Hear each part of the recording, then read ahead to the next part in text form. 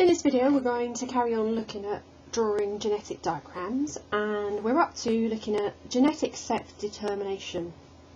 So when we think about how do we know if the offspring is going to be male or female, well, this is determined at fertilisation.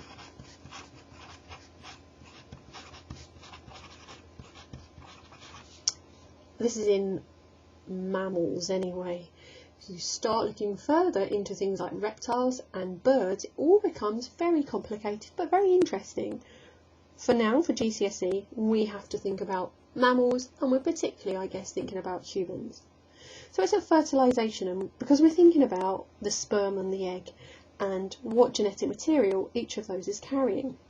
Now, if we're thinking about the human sex chromosomes,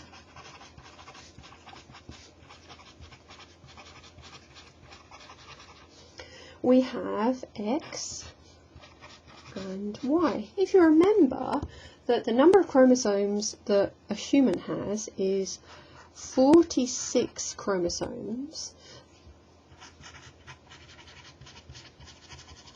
they are in 23 pairs, and 22 pairs are what we call autosomes. In other words, just the normal chromosomes, and we've got 2 individual ones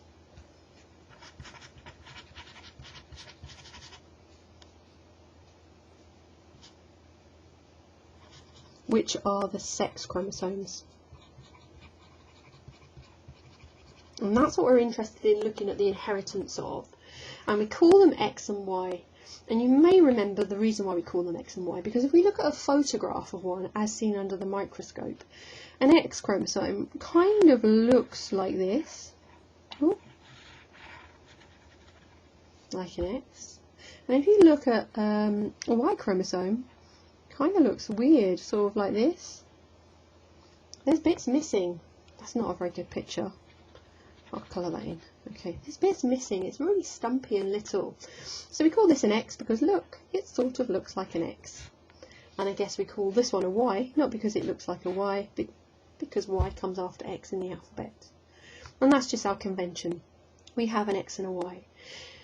Now, these are a bit like our alleles, and they're what are carried in the gametes and in the egg and the sperm, and we have to have a look at what combination you have, and whatever combination you inherit determines whether on a simple level you are male or female.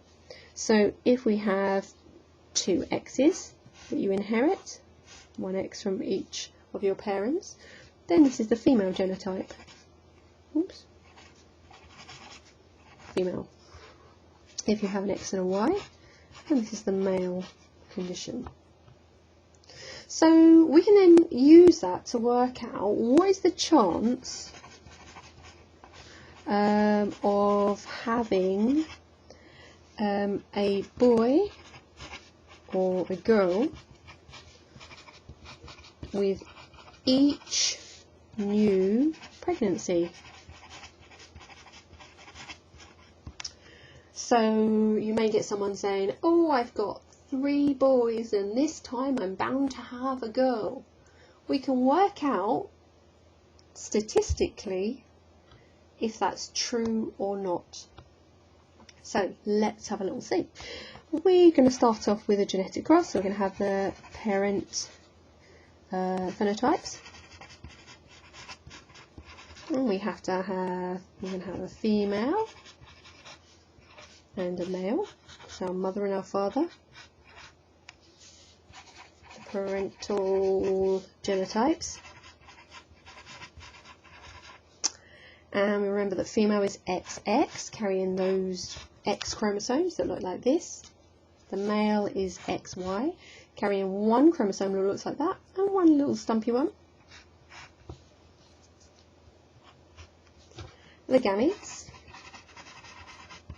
same as before, we're going to draw the gametes in a circle. Well, these are 2 the same, and that means, remember that the gametes of the female, the egg, every egg cell is going to carry the X chromosome, whereas half of the sperm cell, we'll draw it as a sperm with a little tail, are going to carry the X chromosome. Half of the sperm cells that are produced are going to carry the Y chromosome. Pop it into a Punnett square, a little grid.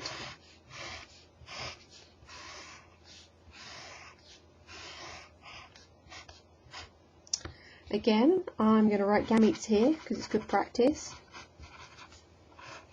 so that you remember, could be marks for that on an exam.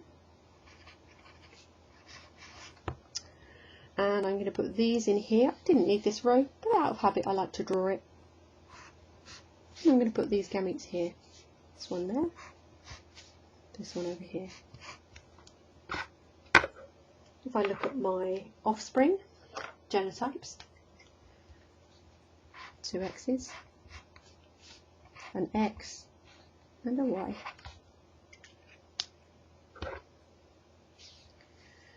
If we look at our offspring phenotypes, no, that's genotypes, sorry.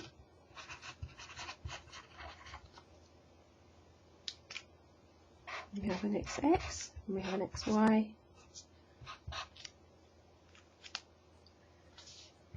Same as before, offspring phenotypes, XX, this is female, male, what's the ratio of female to male? Just got one of each, 1 to 1. Remember, we have to clarify that ratio by writing that whole thing out here. We can do the percentage, 50% female, 50% male. So the answer to the question, what is the chance of having a boy or a girl with each new pregnancy? 50%. Doesn't matter how many pregnancies you've had before, with each new pregnancy there's an equal chance. And the rough ratio in the world of males to females is about 50-50.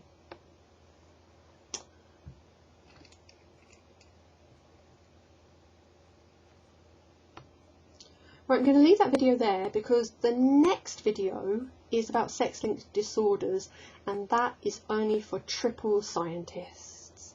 So watch the next one if you're doing triple.